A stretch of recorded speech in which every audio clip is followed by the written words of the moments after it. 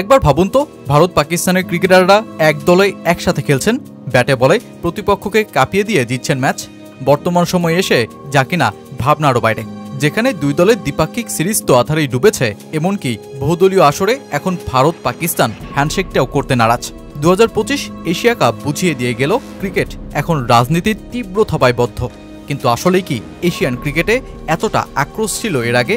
বরং ইতিহাস তো বলছে এশিয়ান দলগুলো আগে একে অপরকে সাহায্য করতে ভারত পাকিস্তানের ক্রিকেটাররা একসাথে এক দলে খেলতেও রাজি থাকত। 2025 এশিয়া কাপের বিশৃঙ্খল শেষ পরিণতির পর সেই ইতিহাস হাততেই যেন বলতে হয় সেই কাল ছিল এক মহাকাল।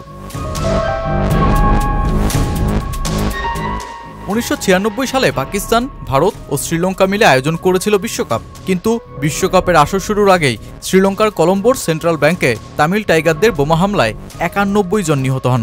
আর যার জেরে অস্ট্রেলিয়া ও ওয়েস্ট ইন্ডিজ তাদের দল শ্রীলঙ্কাতে পাঠাতে অস্বীকৃতি জানায়। সেই সময় শ্রীলঙ্কা প্রমাণ করতে মরিয়াছিল বিশ্বকাপে এই দেশটা অনিরাপদ নয়। আর তখনই এগিয়ে আসে ভারত ও পাকিস্তান। দুই প্রতিদ্বন্দ্বী ভারত পাকিস্তানের ক্রিকেটাররা একসাথে গড়ে ফেলে একটা দল। সচিন টেন্ডুলকার, ওয়াসিম আকরাম, মোহাম্মদ আজহারউদ্দিন ও সায়েদ আনোয়াররা বনে যান সতীর্থ। একসাথে এক বাসে ভ্রমণ করে উইলস একাদশের নামে করা এই দল কলম্বোর প্রেমাদাসা স্টেডিয়ামে একটা প্রি বিশ্বকাপ প্রদর্শনী ম্যাচ খেলে, যেখানে প্রতিপক্ষ হয় শ্রীলঙ্কা। আর হ্যাঁ, সে সময় এভাবেই এশিয়ান দলগুলো পরস্পরের দুঃসময়ে বাড়িয়ে দিত হাত। কিন্তু এরপর 29 বছরের ব্যবধানেই এশিয়ান ক্রিকেটে ভিন্ন চিত্র হাজির। এই অঞ্চলের ক্রিকেট সংস্কৃতি, সমর্থক, এমন বিশাল ক্রিকেটীয় ক্যানভাস, যেখানে শ্রীলঙ্কার জাপনায় ধান খেতে, কর্ণাটকে আমবাগানে, সিলেটের পাহাড়ি ঢালে, পাকিস্তানের পাথুরে ভূমিতে কিংবা হিমালয়ের ঢালেও চলে ক্রিকেট। আর আফগানিস্তানে তালেবান নিষেধাজ্ঞা উপেক্ষা করেও চলে একসাথে জড়ো হয়ে খেলা দেখা। এমন ক্রিকেটীয় সংস্কৃতি পৃথিবীর কোথাও যেমন নেই। আর তা পুঁজি করেই আজ এশিয়া কাপে বোনা হচ্ছে আক্রোশ আর রাজনৈতিক বীজ। ভারত 2025 এশিয়া কাপের শিরোপা জিতেও নিয়ে যেতে পারেনি ট্রফি, কারণ এসিসির চেয়ারম্যান মহসিন নাকভি, যিনি পাকিস্তানের বর্তমান স্বরাষ্ট্রমন্ত্রী, আর মহসিন নাকভিও অন্য কাউকে দিয়ে ট্রফি হস্তান্তরে নারাজ।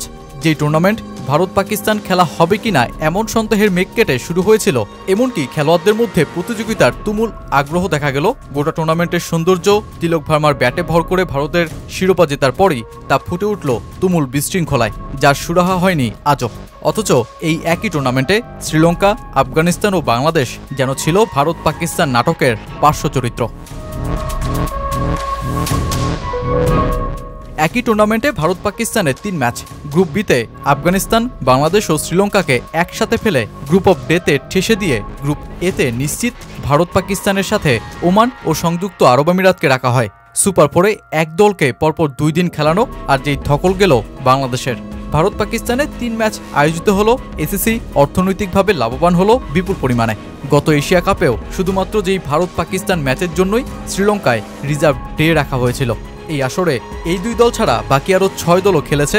অনুশীলন, প্রেস কনফারেন্স, হাত মেলানো, মাসের পর মাস পরিশ্রম ও শিরোপা জেতার স্বপ্নও বুনেছিল। কিন্তু এশিয়া কাপ যে টুর্নামেন্টের রোমাঞ্চ ছড়ানোর চাইতেও বেশি অর্থ আয়ের পথেই ছোটে। পুঁজিবাদের বেদিতেই নিজেকে উৎসর্গ করেছে এই টুর্নামেন্ট, আর এবার তাতে যুক্ত হলো রাজনীতি আর প্রতিহিংসার ভিন্ন এক মাত্রা।